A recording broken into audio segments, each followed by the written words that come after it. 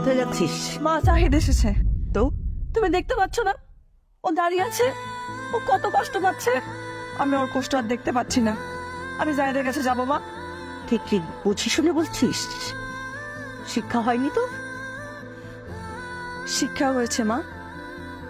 আমি আমার ভুল বুঝতে পেরেছি।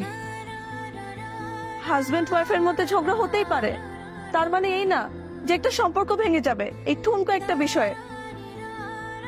হাজবেন্ড আর ওয়াইফের সম্পর্ক অনেক পবিত্র, এত সহজে ভেঙে যায় না।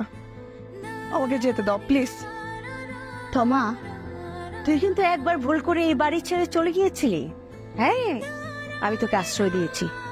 আবার যদি ভুল করিস, এ বাড়ির দরজা কিন্তু সারা জীবনের জন্য বন্ধ হয়ে যাবে, আর কখনোই এ বাড়িতে আসতে পারবি না।